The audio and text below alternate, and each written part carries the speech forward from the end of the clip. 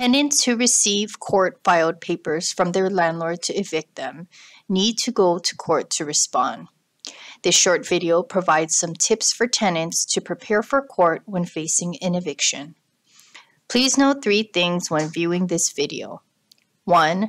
The information presented is specific to the Third Circuit, which is Hawaii Island, although there may be some overlap with courts in other circuits. 2. For non-payment of rent cases, this presentation outlines what the court process will be after the expiration of Act 57, which occurs on August 6, 2022. And 3, this video provides legal information only, not legal advice. Tenants seeking legal advice tailored to their particular situation should individually consult with an attorney or contact Legal Aid Society of Hawaii to apply for services. It is important to know that a tenant can only be forced to move out if the landlord has gone to court and obtained a court order known as a writ of possession.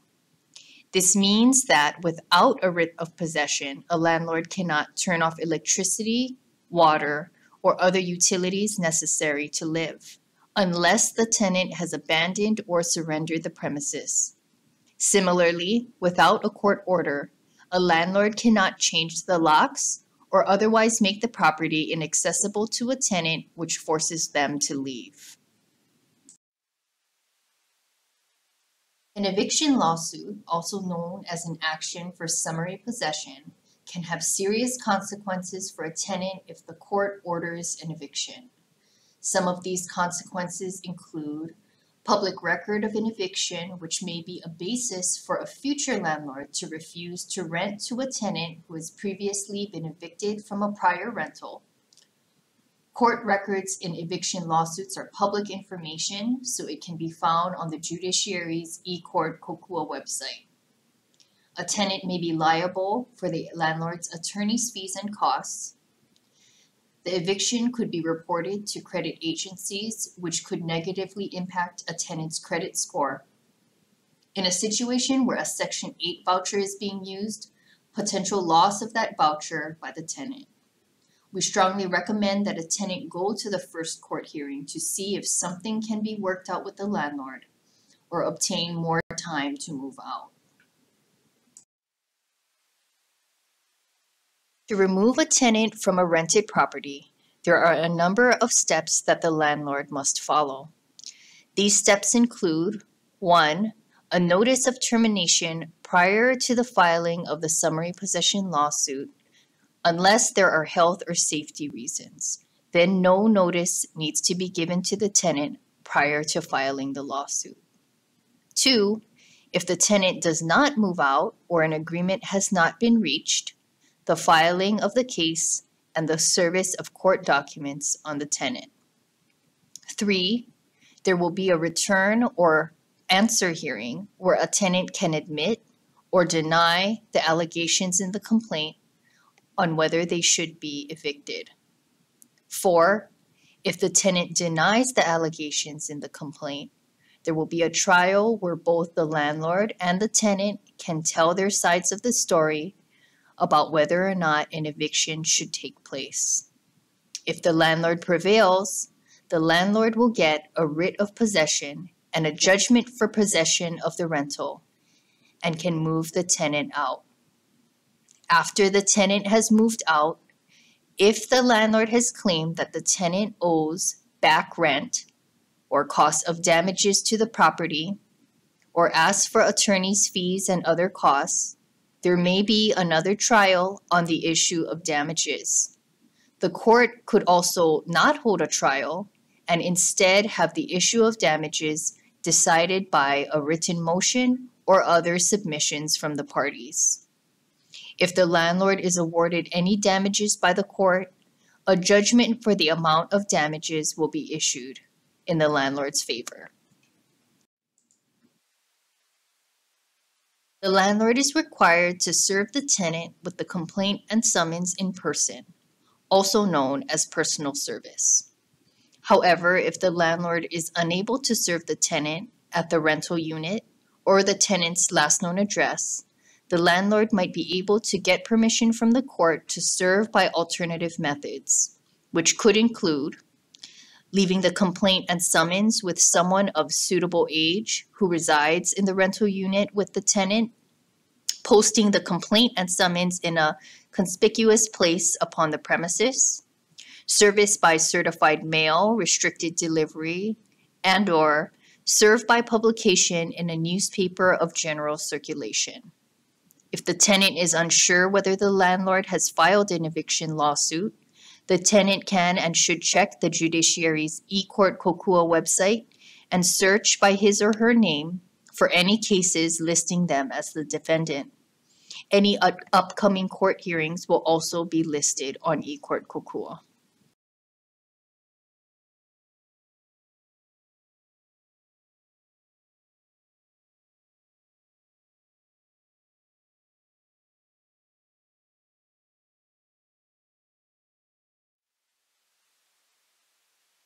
If a tenant receives court-filed eviction papers, the tenant should 1. Find the date and time to appear in court. Appearance by Zoom was preferred while Act 57 was in effect, but unless information for online appearances is included in the court papers, the tenant should plan to appear in person. 2. The tenant should review the eviction papers or complaint very closely. The tenant should see if the amount owed as stated in the complaint by the landlord is correct or not, and whether statements made by the landlord against the tenant are accurate. If there are things that the landlord has done or that the tenant believes is a defense to the eviction being sought, tenants should seek legal advice. 3. If the eviction is due to non-payment of rent, the tenant should check on the status of their rental assistance application or apply for rental assistance if it has not been requested. 4. The tenant should decide on what can be lived with. For example, if the landlord offers to pay the tenant to move out immediately and will waive back rent owed in exchange, can the tenant move out? If the tenant can now pay back rent because they got called back to their job, can they work with the landlord to come to an agreement to apply for rental assistance for the back rent owed and be allowed to remain in the unit? Or is there a day in the future that the tenant feels they can realistically move out of the premises? The first hearing is called a return or answer hearing. At this hearing, the tenant will need to tell the judge whether they agree or disagree with what the landlord has said in the complaint.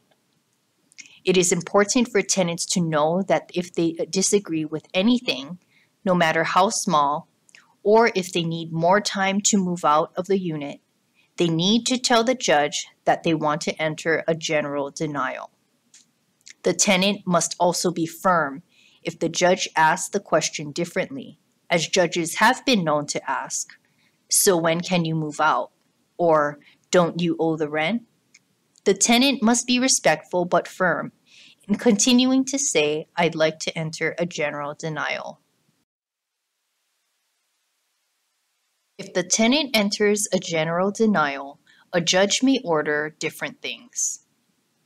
One possibility is that the judge could require the parties to go to mediation if it has not occurred before the landlord filed the summary possession lawsuit. The judge could also schedule a date to return to court to update the court if a notice was wrong or an application for rental assistance is currently pending. The judge could also schedule a trial or decide to do something else. If the tenant enters a general denial, the tenant must be firm, as any change to this general denial could result in an immediate eviction.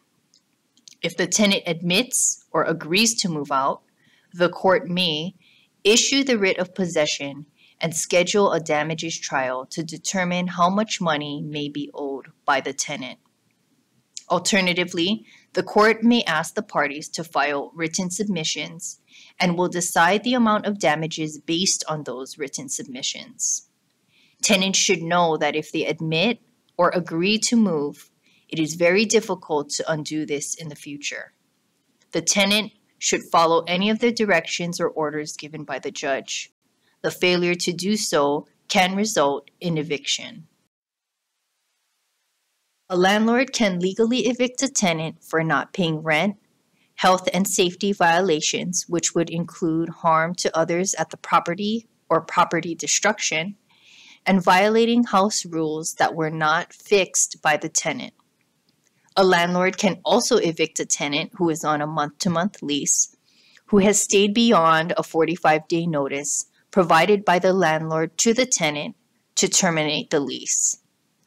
There are also some defenses available to tenants who are facing eviction.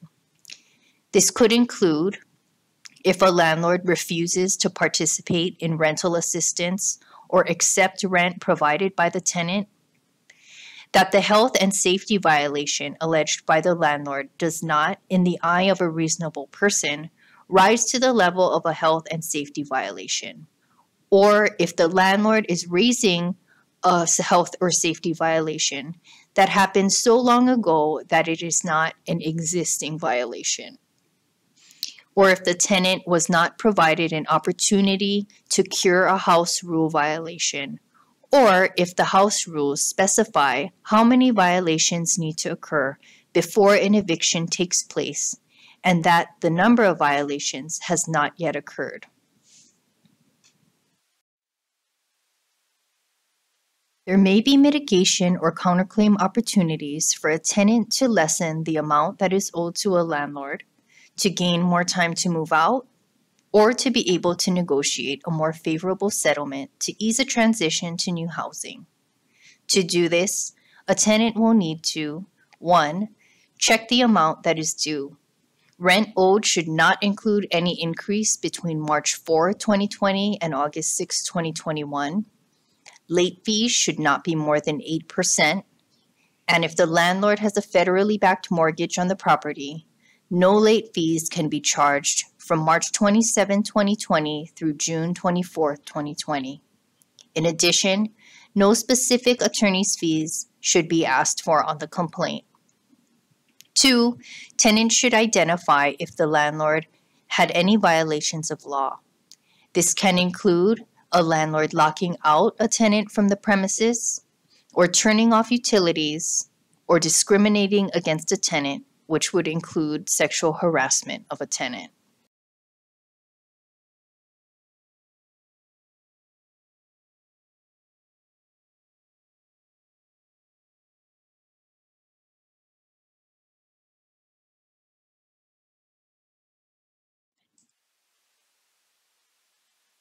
If a trial is set by the court, a tenant needs to gather any information to prove their side and tell their story.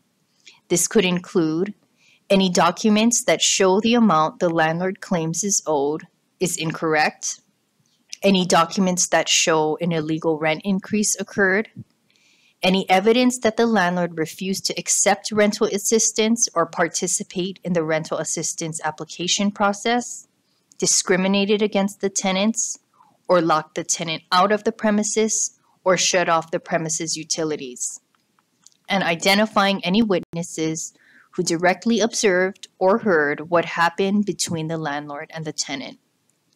Any exhibits must be marked and copied so there are enough copies for the landlord and the court.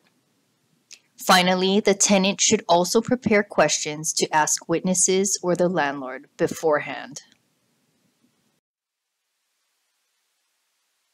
The trial, the judge may first ask if the landlord and tenant have settled their claim. If not, the landlord will first provide their proof of why they believe an eviction should happen. If they testify or have witnesses testify, the tenant will be able to ask them questions, also known as cross-examination. Then the tenant will get to tell their story and show their proof as to why they believe they should not be evicted. The landlord will then be able to cross-examine the tenant and any other witnesses testifying on behalf of the tenant. During both of these presentations, the judge may ask his or her own questions of the landlord, tenant, and their witnesses. Based on the information provided, The judge will decide whether there was enough to either evict the tenant or to dismiss the case and allow the tenant to stay in the rental. If the tenant owes any amount of back rent and notices were proper, it is likely that a tenant will be evicted. However, if a tenant can show that the amount is not correct, the judge may adjust the amount of back rent. Tenants must be prepared that if they lose at trial, the judge may immediately allow the landlord to evict them. It's important that with either result, a tenant budget and figure out the next affordable step in their situation. For tenants who are not evicted, they should still look for a new place to live, as the landlord will still likely want them out of the premises and could give the tenant a 45-day notice of lease termination, which does not require any reason for eviction.